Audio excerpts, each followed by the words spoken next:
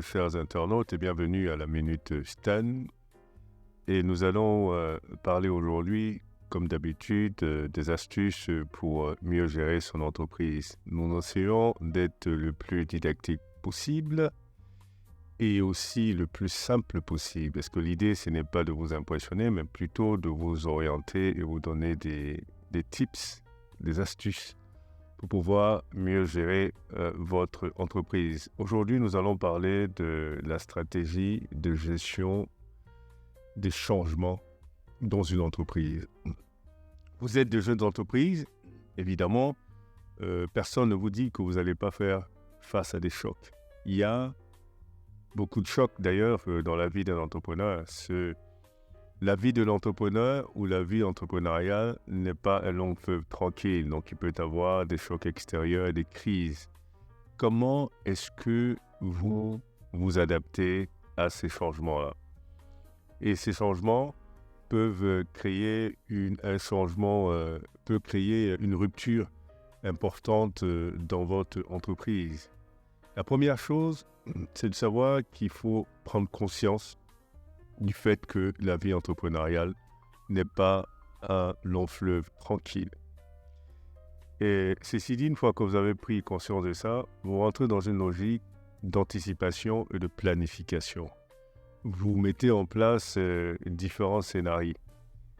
Ça peut être des scénarios qui ne soient pas nécessairement réalistes, mais du moins, ça vous permet d'avoir une stratégie de réaction, de réactivité, mais une réactivité qui est préparée.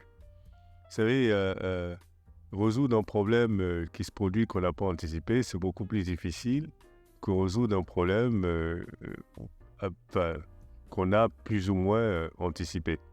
Ou même le fait d'anticiper de potentielles problématiques vous donne déjà une capacité de réflexion extraordinaire qui pourrait, au moment voulu, vous servir. Donc, anticiper, avoir ces stratégies-là d'anticipation. Et quand le problème se produit, en réalité, il faut avoir une stratégie qui vous permet de comprendre la problématique dans votre environnement. Et une fois que vous avez compris cette problématique et comment elle affecte votre business, c'est de mettre en place une alternative ou alors une solution. Ça peut être une solution temporaire, si on considère que le problème sera temporaire, ou une solution définitive, si on pense que le problème va complètement changer la configuration du secteur d'activité ou du type de business dans lequel vous êtes. Dans tous les cas, même si c'est une problématique temporaire, ça vient quand même changer la configuration du business dans ce sens où la solution de l'adaptation au changement pourrait éventuellement être une nouvelle opportunité pour vous. Je prends l'exemple de la Covid. Quand la Covid est arrivée, les restaurants étaient fermés à cause des mesures qu'il fallait prendre, des mesures d'hygiène qu'il fallait prendre. Donc les restaurants ont commencé à faire de la livraison. Et après la Covid, ils ont continué à faire de la livraison. Donc ça veut dire que ce changement-là, la capacité de s'adapter à ce changement, a créé une nouvelle opportunité de revenus pour leur entreprise. Désormais, ce sont les restaurants où on peut y aller et en même temps, d'où on peut commander de la nourriture et tout le reste. Donc ça, c'est extrêmement important.